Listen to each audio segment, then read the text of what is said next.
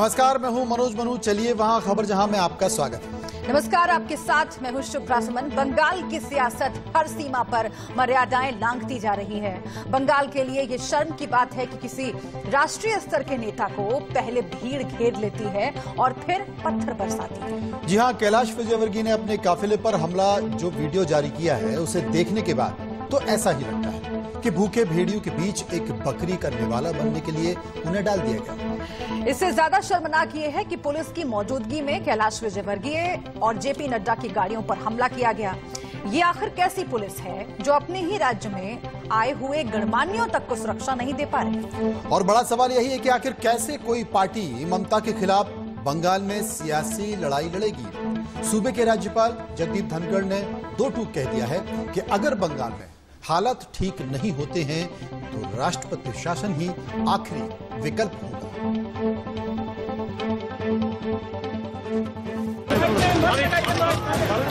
Driver को चोट आई है, सिक्योरिटी को चोट आई है, मुझे भी चोट आई है।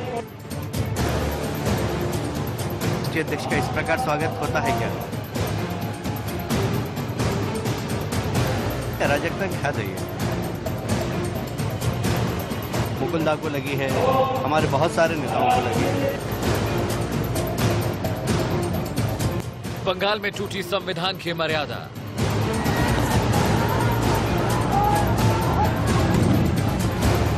ममता सरकार पर गरजे गवर्नर।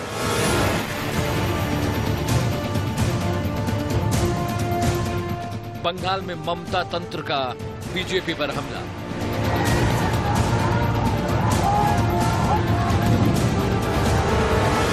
बंगाल में सियासत की डरावनी तस्वीर।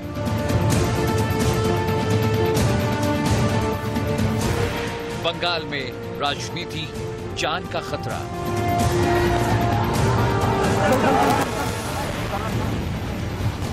आखिर कब तक चलेगा सत्ता का खूनी खेल?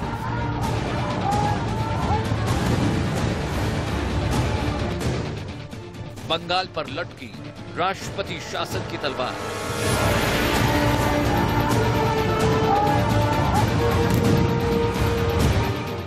अब की बार ममता गढ़ में किसकी सरकार?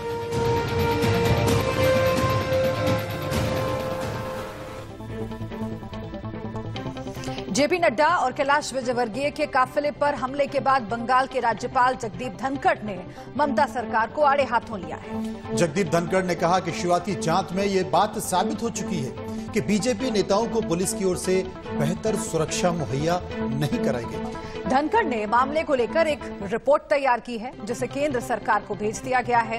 राज्यपाल ने कहा कि बंगाल में हालात बेहद खराब है। ममता सरकार तो फटकार लगाते हुए राज्यपाल ने कहा कि बंगाल में हालत काबू से बाहर है और अगर वक्त रहते चीजें ठीक नहीं हुई तो बंगाल में राष्ट्रपति शासन लगना तय है।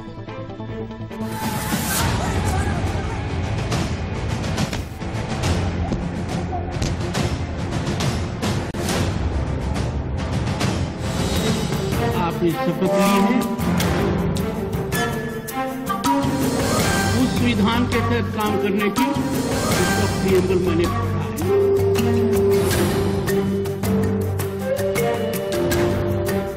मैडम सीएम, भारत एक है, भारत की आत्मा एक है, भारत की नागरिकता एक है। अपने ही देश में कौन अंदरूनी है कौन बाहरी है ये कहना एक खतरनाक खेल है। इसे त्याग दें। सबसे पहले ममता सरकार को राज्यपाल की इस फटकार के मायने समझिए। बंगाल में विधानसभा चुनावों के ऐलान के ठीक बाद टीएमसी के कार्यकर्ताओं का खूनी खेल शुरू हो गया है। टीएमसी के गुंडे सरेला लोगों पर हमला करते हैं।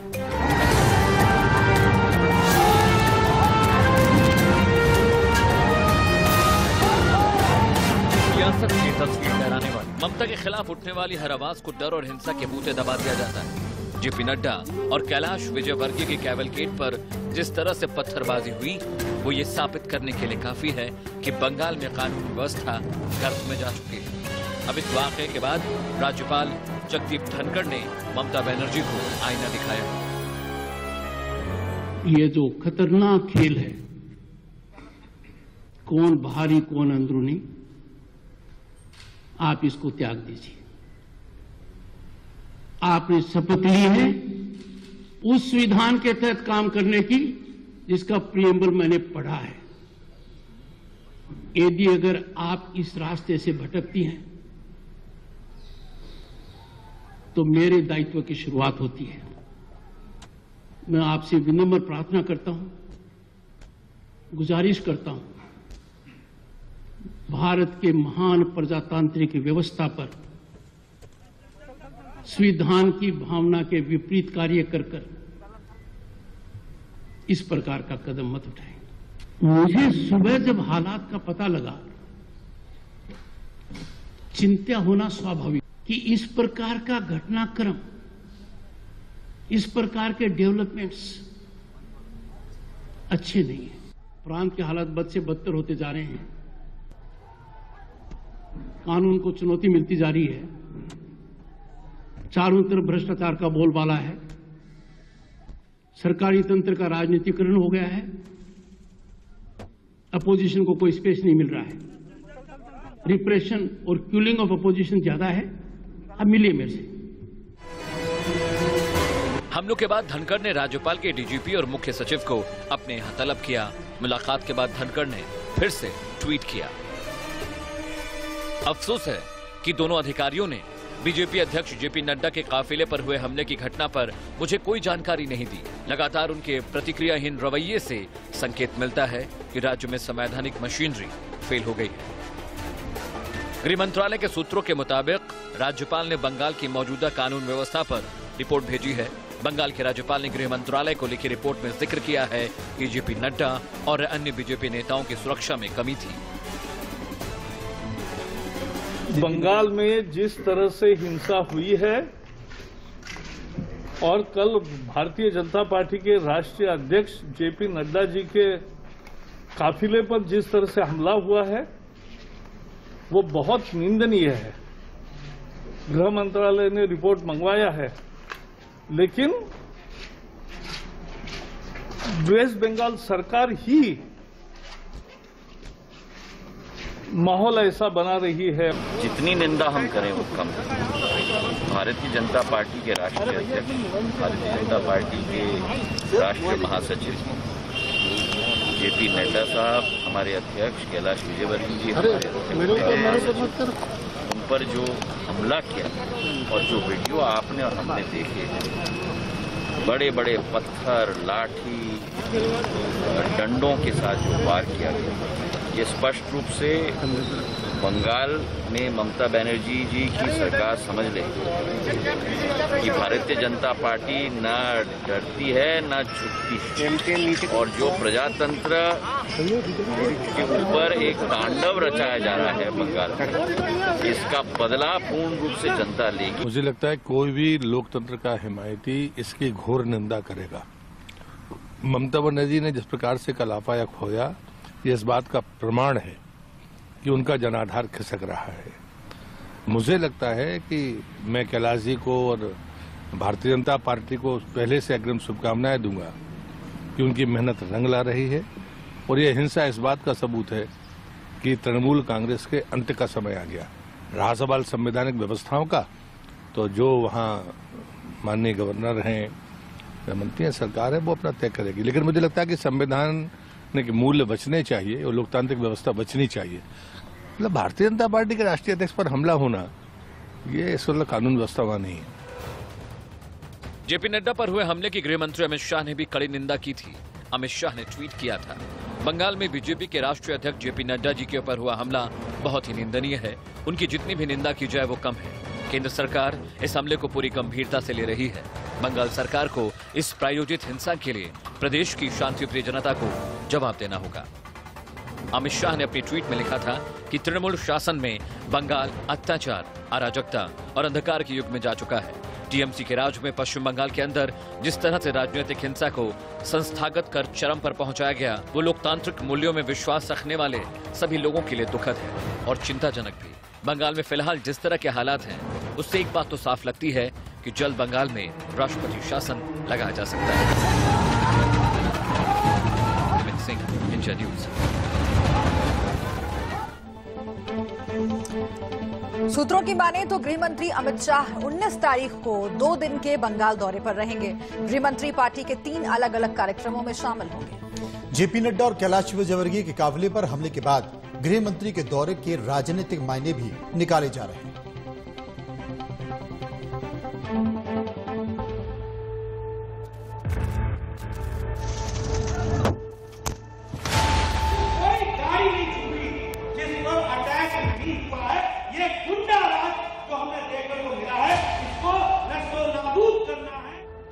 बीजेपी के राष्ट्रीय अध्यक्ष जेपी नड्डा और कैलाश विजयवर्गीय के काफिले पर हुए हमले को लेकर केंद्र सरकार ने ममता बनर्जी को लताड़ लगाई है। गुरुवार को पश्चिम बंगाल में बीजेपी पर हुए हमले को लेकर शुक्रवार को राज्यपाल जगदीप धनखड़ ने गृह मंत्रालय को रिपोर्ट भेज दी है। इसके तुरंत बाद मंत्रालय ने राज्य के डीजीपी और चीफ सेक्रेटरी को 14 दिसंबर को दिल्ली तलब किया है।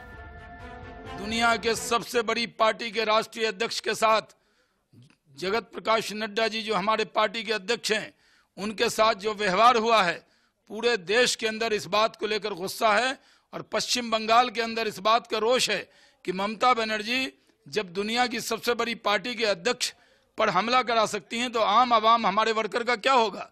वो कान खोलकर सुन लें, भारतीय जनता पार्टी डरने वाली नहीं है।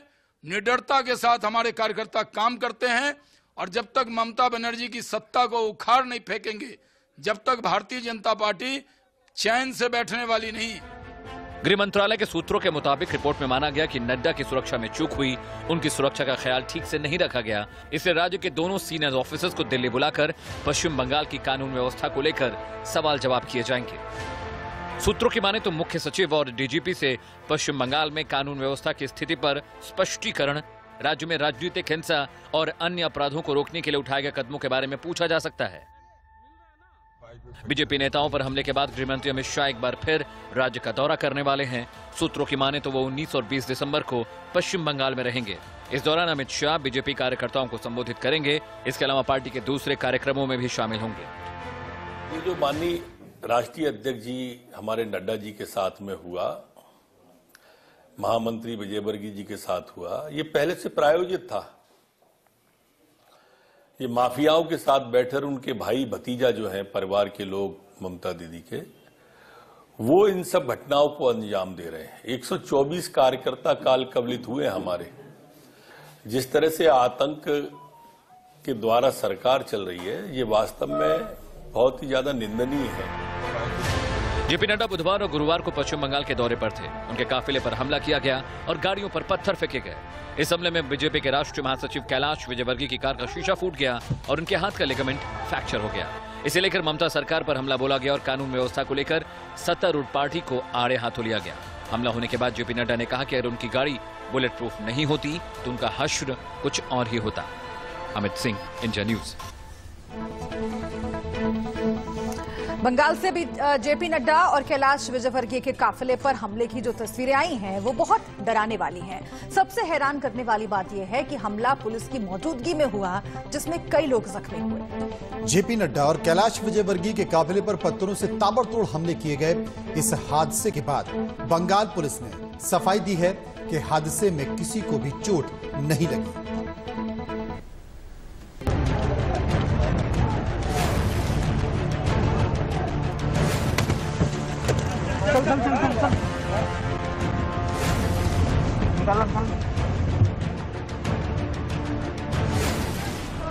बंगाल का सियासी खेल भारतीय जनता पार्टी के लिए कतई आसान नहीं रहने वाला है।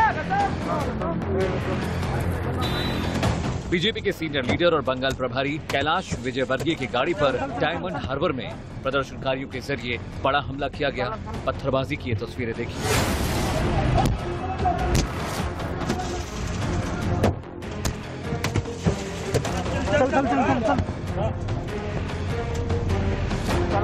तस्वीरें डराने वाली।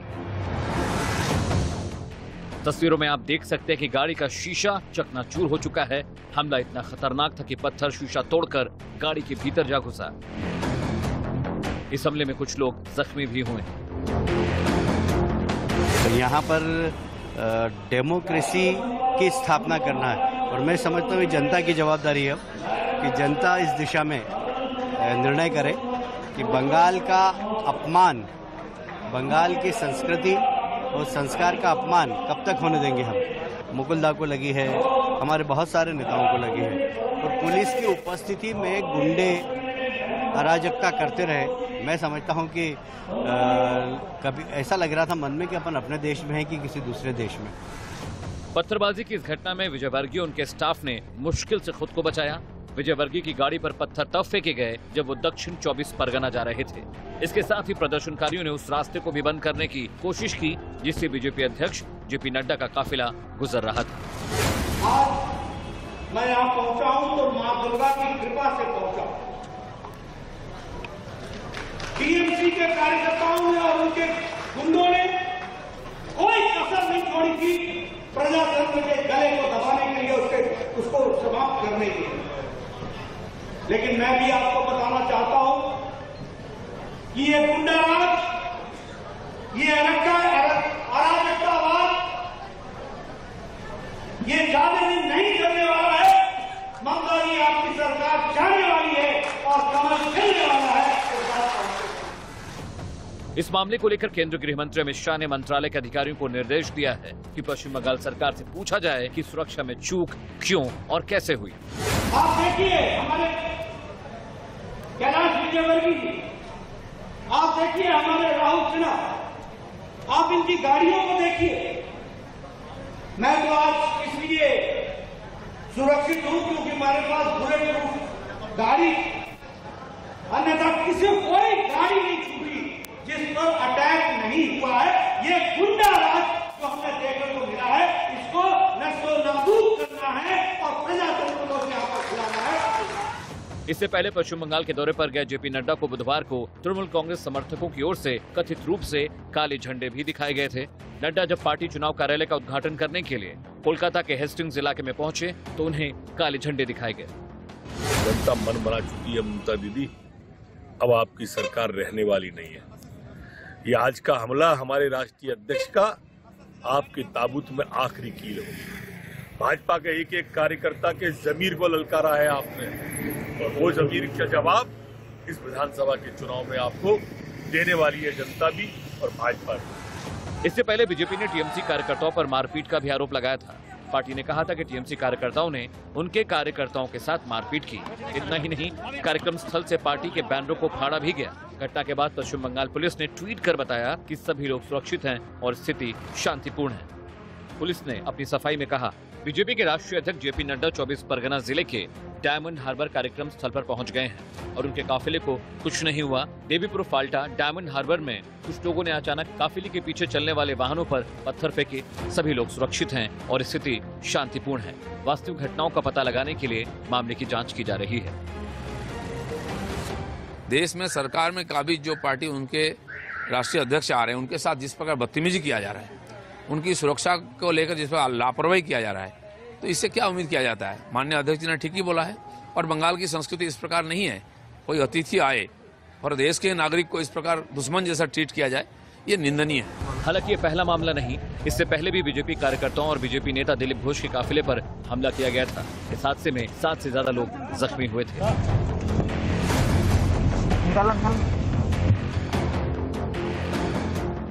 Amit Singh, India news, Delhi.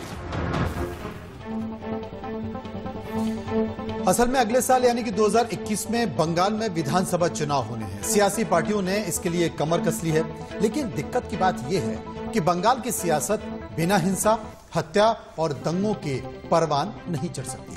बीते हफ्ते टीएमसी और बीजेपी कार्यकर्ताओं के बीच जमकर पत्थर चले और बमबाजी हुई। इस घटना में 7 बीजेपी कार्यकर्ता बुरी तरह से जख्मी हुए हैं। हादसा वर्धमान के आसनसोल का है।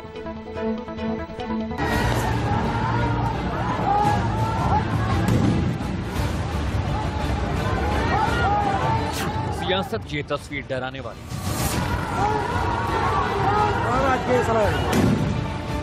लेकिन दशकों से बंगाल इसी तरह की सियासत का आदी रहा है।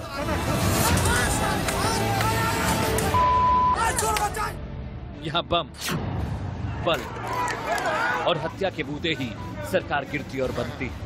बंगाल की पुलिस उसी वैधानिक चेतावनी जैसी है जिसको पढ़ने के बाद भी हम और आप अनदेखा कर देते हैं। एक बार फिर से बमबाजी की ये हैरान करने वाली तस्वीरें देखिए।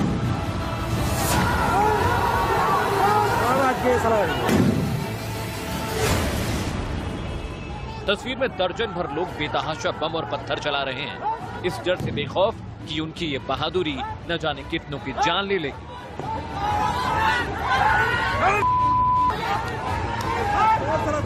हम प्रजातंत्र की स्थापना के लिए संघर्ष करते रहेंगे। हमने कभी हिंसा का सहारा नहीं लिया, हाँ आगे भी हम हिंसा का सहारा नहीं लेंगे। हमें ताकत है, हम इसका जवाब दे सकते हैं, पर हमें हिंसा की राजनीति में विश्वास नहीं है। डेमोक्रेसी में, प्रजातंत्र में हिंसा का कोई स्थान नहीं। पश्चिम बंगाल के वर्धमान जिले के आसनसोल में शनिवार को भी इस हिंसक वारदात में बीजेपी के 7 कार्यकर्ता बुरी तरह से जख्मी हो गए।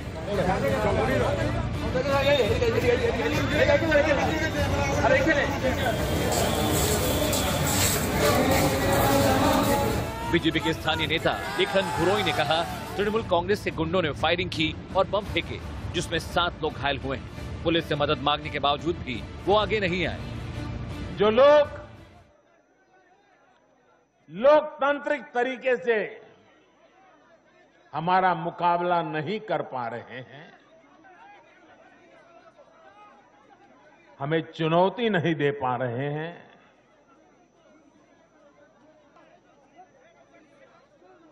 ऐसे कुछ लोगों ने रास्ता अपनाया है भारत के कार्यकर्ताओं की हत्या करने का। चुनाव आते हैं, जाते हैं, जय पराजय होता रहता है, कभी ये बैठेगा कभी वो बैठेगा, लेकिन ये मौत का खेल लोकतंत्र में कभी नहीं चल सकता। और मौत का खेल खेल करके कोई मत नहीं पा सकता है, ये जरा दीवार पर लिखे हुए शब्द पढ़ लेना। वहीं दूसरी ओर टीएमसी ने बीजेपी पर इस हिंसा का आरोप लगाया है। टीएमसी ने कहा कि बीजेपी की रैली थी जिसमें वो बम लेकर आए थे। बीजेपी के कार्यकर्ताओं ने टीएमसी पर हमला कर दिया, हम इसकी आलोचना करते हैं। बिहार विधानसभा में जीत हासिल करने के बाद अब बीजेपी का पूरा जोर पश्चिम बंगाल को फतह करने पर है। अभी से ही बीजेपी के बड़े नेताओं ने दम लगाना शुरू कर दिया है। पश्चिम बंगाल में कुल 294 विधानसभा सीटें हैं। बंगाल में 2021 में विधानसभा चुनाव होने हैं। इस बार के चुनाव कई मायनों में अहम हैं, क्योंकि इस बार बंगाल के चुनाव में ओवैसी की एंट्री हो गई है, यानी मुकाबला त्रिकोणीय होगा। तपस्विन गुप्ता के साथ अमित सिंह, इंडिया न्यूज। बंगाल एक चुनौती है, लेकिन कुछ और कैनवास है जो बीजेपी के लिए फिलहाल चुनौती बने हुए हैं, उन पर विस्तार से चर्चा होगी। बिल्कुल, ब्रेक के उस पार बात करेंगे किसान आंदोलन का। बने रहिए हमारे साथ।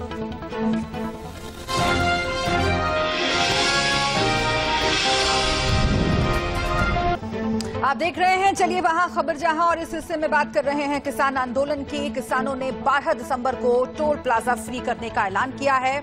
हाईवे को जाम करने की कसम खाई है उन्होंने, और ये सरकार के लिए इम्तिहान की घड़ी होगी। ये दूसरा मौका है जब किसान अपनी ताकत का शक्ति प्रदर्शन करेंगे। इससे पहले 8 दिसंबर को भारत बंद बुलाकर अपनी ताकत दिखाने की नाकाम कोशिश वो कर चुके हैं। लेकिन बड़ा सवाल ये है कि जब सरकार नरम रुख दिखा रही है तो किसान संशोधनों पर मानने के लिए क्यों तैयार नहीं है?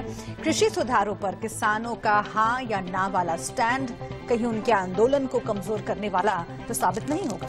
इधर अब खुलकर आरोप लगने लगे हैं कि किसानों के आंदोलन को विपक्ष ने हाईजैक कर लिया है। किसान आंदोलन में वो चेहरे, वो पोस्टर भी दिखने लगे हैं जो किसानों की लड़ाई को न सिर्फ कमजोर कर रहे हैं, बल्कि इस आंदोलन के मकसद पर ही तमाम तरह के सवाल उठाने लगे। साडी कंट्री दी राजधानी साडी दिल्ली है, सानू अपनी राजधानी विच वड़न दा हुक्म नहीं, जद कि किसानां ने अज तक किसी भी जगह ते कोई हुल्लड़बाजी, सारा काम पीसफुल होने तक रखा है। पिछे भी भावें पानी दी बछाड़ा भी मारियां, डंडे भी खाधे, पर किसी किसान वालों हाथ नहीं चक्या गया। पिछले 16 दिनों से कृषि कानून पर सरकार और किसानों के बीच घमासान जारी है। दोनों के बीच 6 दौर की बातचीत हो चुकी है। किसान यस और नो में जवाब मांग रहे हैं। दूसरी तरफ सरकार बातचीत से रास्ता निकालने की कोशिश कर रही है। हम लोगों ने उनको प्रस्ताव भी दे दिया। सरकार खुले मन से आगे चर्चा के लिए भी तैयार है, और जो आपकी आपत्तियां उन पर भी विचार करने के लिए तैयार है। और हम प्रस्ताव एडवांस में दे चुके हैं। अब किसान यूनियन को विचार करके किसानों के हित में क्या है वो सोचना चाहिए। और अब शनिवार का दिन किसान आंदोलन के लिए काफी अहम रहने वाला है। किसानों ने सरकार के प्रस्ताव को ठुकराते हुए ऐलान किया था कि वो 12 दिसंबर को टोल प्लाजा को फ्री कर देंगे। जो पहली बात तो जो सरकार की ओर से प्रपोजल आई है, हम सब ने फैसला किया है, उसको देखा है, उसको हम पूरी तरह से रद्द करते हैं। अगर सरकार द्वारा कोई प्रपोजल भेजती है तो उसके बारे में विचार करेंगे। मतलब अब इम्तिहान की घड़ी है, किसानों के लिए भी, सरकार के लिए भी, क्योंकि किसान आंदोलन का अंत क्या होगा इसका बहुत कुछ 12 दिसंबर पर टिका हुआ है। इस समय मैं दिल्ली और गाजियाबाद की सीमा गाजीपुर बॉर्डर पर मौजूद हूं और नेशनल हाईवे 9 के ऊपर मौजूद हूं। मेरे ठीक इस तरफ पीछे में आपको जो तस्वीरें दिखा रहा हूं वहां आपको नजर आएगा कि भारी संख्या में किसान बैठे हुए हैं और गाजियाबाद से दिल्ली जाने वाला जो रोड है वो उन्होंने पूरी तरह से पिछले कई दिनों से ब्लॉक किया हुआ है। हालांकि दिल्ली से आने वाला ट्रैफिक जो है वो किसानों ने नहीं रोका है। इसकी एक खास वजह किसानों ने ये बताई है कि वो दिल्ली जाने वाला हर रास्ता ब्लॉक कर देंगे अगर उनकी मांग नहीं मानी गई है। हालांकि आज उन्होंने दिल्ली से आवाजाही को भी पूरी तरह से थोड़ी देर के लिए बंद कर दिया था। ये दूसरा मौका होगा जब किसान अपनी ताकत का प्रदर्शन करेंगे। इससे पहले 8 दिसंबर को भारत बंद बुलाकर किसान अपनी ताकत दिखाने की कोशिश कर चुके हैं, लेकिन इस बार किसान बड़ी लड़ाई के मूड में है। अलग अलग जिलों में 50,000 से ज्यादा किसान दिल्ली के लिए रवाना हो चुके हैं, जो 1200 ट्रैक्टर ट्रॉलियों में आ रहे हैं। साथ ही 6 महीने का राशन भी लेकर आ रहे हैं। लेकिन बड़ा सवाल यह है कि क्या ऐसे इस आंदोलन का हल निकलेगा? बीते 16 दिनों से दिल्ली कैद में है, जिसका असर दिल्ली पर दिखने लगा है। रोजमर्रा की जरूरत वाली चीजों की किल्लत होने लगी है। और अब सवाल ये है कि जब सरकार नरम रुख दिखा रही है तो किसान क्यों गर्म हो रहे हैं? अगर किसानों और सरकार के बीच में अभी तक कोई सुलह नहीं हुई तो क्या इसके पीछे कोई और कहानी है? किसान की मांग एमएसपी की हो सकती है, किसान की मांग एपीएमसी की हो सकती है, किसान की मांग एक्ट में प्रावधानों को लेकर हो सकती है, लेकिन ये किसान की डिमांड कहां से हो सकती है? अगर ये डिमांड और ये पोस्टरबाजी अगर वहां हो रही है तो मैं किसान यूनियन के नेताओं से कहना चाहता हूं कि इससे बचना चाहिए और ये किसान आंदोलन को बिखेरने की कार्रवाई। किसानों का एक धड़ा ऐसा भी है जो बातचीत से समाधान चाहता है। आप लोग देखो, दोनों को पीछे हटना पड़ेगा। एक ही रास्ता इसका ये है, सरकार भी पीछे हटे और किसान भी पीछे हट जाएगा। बीच का रास्ता तो यही है। देखो, किसान संशोधन पे तैयार नहीं है, क्लियर बात सुन लो, ठीक है? किसान संशोधन पे तैयार नहीं है, सरकार वापसी लेने को तैयार नहीं है, तो मेरे पे क्या इलाज है उसका? ऐसे में सवाल इस बात का है कि जब किसान 2 कदम पीछे हटने के लिए तैयार हैं, तो 12 दिसंबर को टोल प्लाजा को फ्री करने और हाईवे को जाम करने के पीछे आखिर किसका हाथ है? Bureau report, India news. असल में किसानों का आंदोलन कृषि कानून के विरोध में है, पिछले 16 दिनों से सड़कों पर है। लेकिन अब इस आंदोलन में किसान आंदोलन की जगह शर्जील इमाम और उमर खालिद की रिहाई के पोस्टर दिखने लगे हैं। और अब सवाल इस बात का है कि क्या आंदोलन को फेल करने की साजिश हो रही है, या फिर एक सोची समझी रणनीति के तहत किसानों के मंच को इस्तेमाल किया जा रहा है? क्योंकि पोस्टर्स में शर्जील और उमर को बुद्धिजीवी बताकर रिहा करने की मांग की गई है। ऐसे पोस्टर्स सामने आने के बाद सरकार एक्शन में आ गई है और अब सवाल इस बात का है कि किसानों के आंदोलन में दंगों के आरोपियों का आखिर क्या काम है?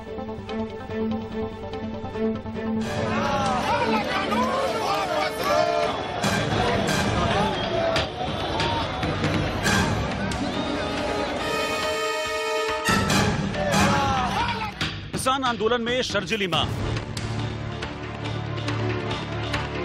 प्रदर्शन के पोस्टर में देशद्रोही का नाम। किसान आंदोलन कौन भटका रहा है? कहां से आया उमर खालिद का नाम? पिछले 2 हफ्तों से दिल्ली के बॉर्डर पर घमासान जारी है। किसान और सरकार के बीच टकराव खत्म नहीं हो रहा है, लेकिन इस बीच किसान आंदोलन में शर्जिल इमाम और उमर खालिद के कुछ ऐसे पोस्टर्स नजर आए हैं जो आंदोलन को हाईजैक करने की कोशिश लगते हैं, क्योंकि न तो शर्जिल ने कभी किसानों की बात की और न ही उमर खालिद ने कभी किसानों के लिए आवाज उठाई। दरअसल गुरुवार को टीकरी बॉर्डर के पास एक कार्यक्रम आयोजित किया गया, जिसमें उमर खालिद, शर्जिल इमाम जैसे देशद्रोह के आरोपियों के पोस्टर बैनर नजर आए, जिसके बाद पूरा विवाद खड़ा हो गया, क्योंकि पोस्टर्स में इन्हें बुद्धिजीवी बताकर रिहा करने की मांग उठी। नहीं, वो तो हमारी 8 मांग में मांग है, डिबेट नहीं हो रहा। वो 8 मांगों में ये 3 कानून हैं, 2 बिल हैं, एक MSP का सवाल है, एक डीजल आधे रेट पर देने का सवाल है, एक ये है जो इंटेलेक्चुअल लोग हैं जो ठीक सोच रहे हैं, लोगों की बेहतरी के लिए काम करते हैं, उनको नजायज जेलों में डाला जा रहा है, उनको रिलीज करो। वो हमारी डिमांड का हिस्सा है। शर्जिल इमाम और उमर खालिद जैसे लोगों का पोस्टर किसान आंदोलन जैसे मंचों पर नजर आना खुद में बड़ा सवाल है, क्योंकि वही शर्जिल इमाम है जो असम को भारत से अलग करने का विवादित बयान देने का आरोपी है, दिल्ली दंगे की साजिश का भी आरोपी है, और इन्हीं काले कारनामों के बाद इस पर UAPA का मुकदमा चल रहा है। वहीं उमर खालिद वो है जो JNU में टुकड़े टुकड़े के नारे लगाता है, दिल्ली को दंगों में झोंकने की साजिश रचने का आरोपी है, साथ ही कश्मीर पर आए दिन विवादित बयान से सुर्खियों में रहता है और बुरहान वानी जैसे आतंकियों का समर्थक माना जाता है। किसान आंदोलन में उमर खालिद और शर्जिल के पोस्टर के अलावा लेफ्ट के भी कई नेताओं की तस्वीरें हैं जो साफ इशारा करती हैं कि आंदोलन को कैसे और कहां से भटकाने की कोशिश हो रही है, जिसके बाद सरकार भी हमलावर हो गई। इस आंदोलन का दुरुपयोग करने की कोशिश हो रही है, इसमें उनको सावधानी बरतना चाहिए। मैं सुबह अखबार पढ़ रहा था तो ये दैनिक भास्कर मैंने पढ़ा, इसमें लिखा है कि किसान आंदोलन में देखे दिल्ली के दंगों के आरोपियों के पोस्टर और रिहाई की मांग। ये अखबार मैं सभी को आपके माध्यम से दिखाना चाहता हूं कि अगर ये तत्व आंदोलन में हैं तो मैं समझता हूं कि आंदोलन की दिशा बिगड़ जाएगी और इससे किसान का नुकसान होगा। सरकार किसान आंदोलन में देशद्रोहियों और लेफ्ट के नेताओं के पोस्टर्स आने पर चिंता जाहिर कर रही है और सलाह दे रही है कि किसानों को इससे बचना चाहिए, लेकिन किसान आंदोलन से जुड़े नेताओं का साफ कहना है कि हमारी ऐसी कोई मांग नहीं है, बल्कि वो उल्टा आरोप लगा रहे हैं कि ऐसे पोस्टर्स से आंदोलन को फेल करने की साजिश हो रही है। मतलब किसान आंदोलन जिसमें अब तक टकराव सरकार और किसानों के बीच कृषि कानून को लेकर था, वो कुछ पोस्टर्स के सामने आने के बाद नए बवाल की ओर मुड़ता नजर आ रहा है। ऐसा लगता है कि कोई आंदोलन को लटकाना, भटकाना और रोकना चाहता है।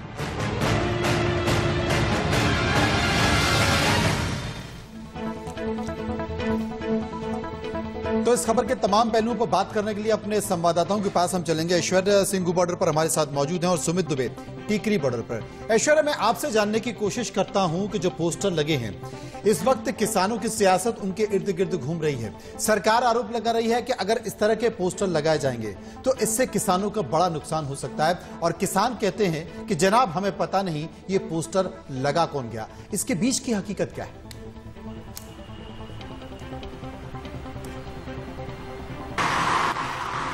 देखिए, आज जो लगातार सिंघू बॉर्डर पर संयुक्त किसान मोर्चा की बैठक चली, उस बैठक का एक ये अहम पहलू रहा और उस बैठक में इस पर गंभीर तौर पर चर्चा हुई।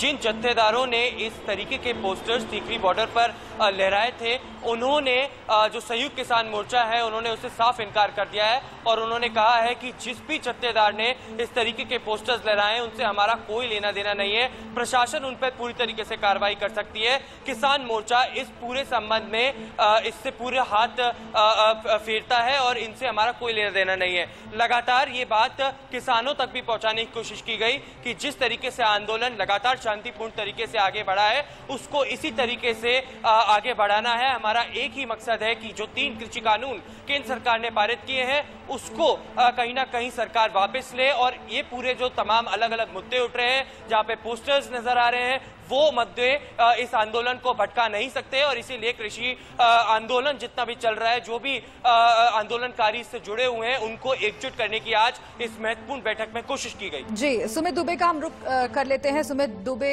टीकरी से हमारे साथ जुड़े हुए हैं। सुमित, आपकी भी किसानों से बातचीत हुई होगी, उनका क्या तर्क है? क्या वहां पर कोई भी किसान ऐसा है जो इन पोस्टर्स का समर्थन कर रहा है, या फिर वहां भी यही कहा जा रहा है कि ये पोस्टर्स लगाए गए और इसकी वजह से अगर आंदोलन बदनाम हो रहा है, तो उनका क्या कहना है? जी देखिए शुभ्रा, यहीं पर वो पोस्टर लगाए गए। दरअसल एक बात मैं बता दूं कि ये जो आंदोलन है इसमें कई सारी किसान यूनियंस और कई सारे संगठन इसमें शामिल हैं।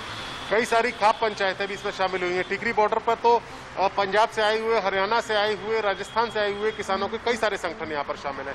उनमें से किसी संगठन के द्वारा लगाए गए पोस्टर, लेकिन जैसे ही इस बात का एहसास यहाँ पर किसानों को हुआ, क्योंकि उनका जो मेन मोटिव है वो इन 3 कृषि कानूनों को वापस लाने का है। जिन किसानों से हमारी बातचीत हुई उन्होंने कहा कि ये सारी चीजें जो हुई उसको आंदोलन को निश्चित तौर पर ये भटका सकती हैं, या फिर जो आंदोलन की जो एक इमेज जा रही है, जो एक परसेप्शन बन रहा है पूरे देश के भीतर, उसको थोड़ा सा बदल सकती है। इस बारे में, इस बात को लेकर किसान पूरी तरीके से अवेयर थे और उनका कहना था कि इस तरह की चीजें हमें हमारे उद्देश्य से नहीं भटका सकती और ना ही सरकार को या हमारे विरोधियों को कोई मौका दे सकती हैं कि ये आंदोलन फिसल रहा है हमारे हाथ से।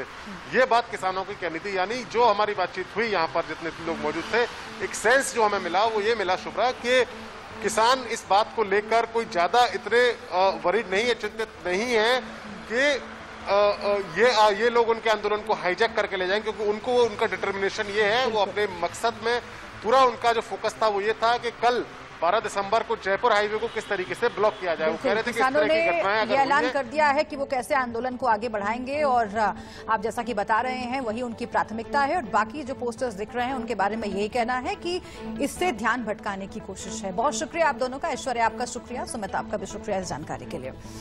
तो किसानों ने आंदोलन तेज करने की चेतावनी दे दी है। दिल्ली जयपुर हाईवे को ब्लॉक करने का ऐलान कर दिया है। मतलब किसान आर पार की लड़ाई के मूड में है। उधर अब सरकार भी फ्रंट फुट पर आ गई है। सरकार किसानों को समझाने के लिए किसानों के पास जाएगी, साथ ही चौपाल और प्रेस कॉन्फ्रेंस के जरिए उन्हें बताएगी कि जो कृषि कानून पास हुए हैं उनका फायदा है क्या। सरकार का सबसे ज्यादा जोर स्मार्ट फार्मिंग पर है, क्योंकि इसी के जरिए दूसरे देशों के किसानों ने न सिर्फ खुद को बदला बल्कि देश को आर्थिक बदहाली से भी उबारा है। सरकार का जोर पूरे देश के किसानों पर है कि वो आखिर पंक्ति में खड़े किसानों को भी पंजाब और हरियाणा के किसानों की तरह मजबूत और सशक्त बनाए। किसान ने जेडे असीं बैठे रहांगे जी, जांदे तां है नहीं, जावांगे इन्हां नूं मना के। कितना भी टाइम लगी जाए, कितना भी मर्जी करे, कुछ करे, सरकार कानून वापस करा के जावांगे, वापस नहीं जाते उन्हें चाह।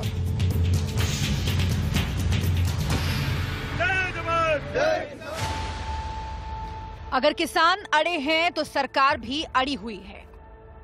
सरकार फ्रंट फुट पर खड़ी है और अब किसानों को समझाने के लिए गली गली, शहर शहर, मोहल्ले मोहल्ले जाने का फैसला किया है। सरकार की ओर से 700 चौपाल लगाई जाएगी, 100 से ज्यादा प्रेस कॉन्फ्रेंस होगी। किसानों को कृषि कानून की बारीकी समझाई जाएगी। सरकार को लगता है कि उसने किसानों की बदहाली को दूर करने का 2022 से पहले उनकी आय को दोगुनी करने का जो प्रण लिया है वो इसी कानून के जरिए हो सकता है। मिलने वाला है। और ये जो रिफॉर्म आए हैं, इन रिफॉर्म में ट्रेड बिना टैक्स के होगी, तो इसका फायदा भी किसानों को मिलेगा। भ्रष्टाचार पर अंकुश लगेगा, बिचौलियों की समाप्ति होगी और किसान को अपने उत्पादन के वाजिब दाम मिल सकेंगे। और कॉन्ट्रैक्ट फार्मिंग के माध्यम से बुआई के समय ही उसको फसल का उचित मूल्य जिस पर वो करार कर सके, इसकी गारंटी मिल सकेगी। सरकार की माने तो जैसे हर दवा कड़वी होती है, हर औषधि बेस्वाद होती है, ठीक वैसे ही किसानों को अभी इस कानून की ताकत समझ में नहीं आ रही। सरकार का सबसे ज्यादा जोर स्मार्ट फार्मिंग पर है, क्योंकि इसी के जरिए दूसरे देशों के किसानों ने न सिर्फ खुद को बदला है बल्कि देश को आर्थिक बदहाली से भी उबारा है। और अब सरकार यही बातें किसानों के बीच जाकर उन्हें समझाने वाली है। पहले सरकार ने किसान नेताओं को ये बात समझाने की कोशिश की, लेकिन किसान नेताओं ने सरकार की बात को एक कान से सुना, दूसरी कान से निकाल दिया। कृषि मंत्री जी, ये अपना गॉड गिफ्ट अपने पास रखे, ये वापस ले लें। अगर गॉड गिफ्ट हमारे को देना है तो वो डॉक्टर स्वामीनाथन की रिपोर्ट दे, एमएसपी गारंटी का क्यों लेके आए, और 2 करोड़ नौकरियों का प्रावधान हर साल करना था वो करें, और पूरे देश के किसानों मजदूरों का कर्जा माफ करें। ऐसे बात नहीं बनेगी। आप कह रहे हो कानून बहुत बढ़िया, हम कह रहे हैं बहुत घटिया। जो चीज हमें चाहिए नहीं वो आप वापस ले। जो किसान दिल्ली के बॉर्डर पर डटे हुए हैं वो पहले दिन से कृषि कानून को किसान विरोधी बता रहे हैं, लेकिन सरकार को लगता है कि इसमें ज्यादातर पंजाब के किसान हैं जो एमएसपी की लालच में धान और गेहूं की खेती से आगे ही नहीं निकलना चाहते, जबकि एमएसपी की वजह से न सिर्फ सरकार पर बोझ पड़ता है बल्कि अंतर्राष्ट्रीय बाजार में भारत को अपनी फसल की वो कीमत नहीं मिलती जो उसे मिलनी चाहिए। लेकिन सरकार का जोर पूरे देश के किसानों पर है, वो बिहार के किसानों को भी पंजाब और हरियाणा के किसानों की तरह मजबूत और सशक्त करना चाहती है। Bureau report, India news. अब किसान आंदोलन तेज करने की बात कर रहे हैं। सरकार बातचीत के जरिए किसानों को समझाने की बात कर रही है कि हम बेहतर तरीके से आपको समझाते हैं कि ये कृषि कानून आखिर है क्या। आज एक बार फिर से कृषि मंत्री नरेंद्र सिंह तोमर सामने आए। उन्होंने किसानों से बातचीत की बात को फिर से दोहराया। देखिए, मैं समझता हूं भारत सरकार ने किसानों की कई दौर की बातचीत को सुनकर जो तथ्य और आपत्ति थी उसका बिंदुवार समाधान करने का लिखित प्रस्ताव किसान यूनियन को भेजा है। किसानों के हित में यूनियन को विचार करना चाहिए, रिस्पॉन्ड करना चाहिए, सरकार के प्रस्ताव पर उनको चर्चा करनी चाहिए। भारत सरकार उनसे चर्चा के लिए तैयार है, हम उनके रिस्पॉन्स का इंतजार कर रहे हैं। किसान की समृद्धि के लिए, किसान की प्रगति के लिए, उन्नति के लिए, खेती को आगे बढ़ाने के लिए प्रधानमंत्री मोदी जी की प्रतिबद्धता थी, है और आने वाले कल में भी रहेगी। किसानों के हित में हमने कानून बनाया है। कानून में अगर किसी प्रकार की किसी प्रावधान में आपत्ति है, सरकार उस आपत्ति का निराकरण करने के लिए तैयार है। इसलिए किसान भाइयों को मैं अनुरोध करना चाहता हूं, वो अपने आंदोलन को निरस्त करें, वार्ता के माध्यम से समस्या का हल निकालें। किसान के उत्पादन को बेचने में जो बंदिशें लगी हैं वो सारी बंदिशें समाप्त हों और उसको स्वतंत्रता मिले।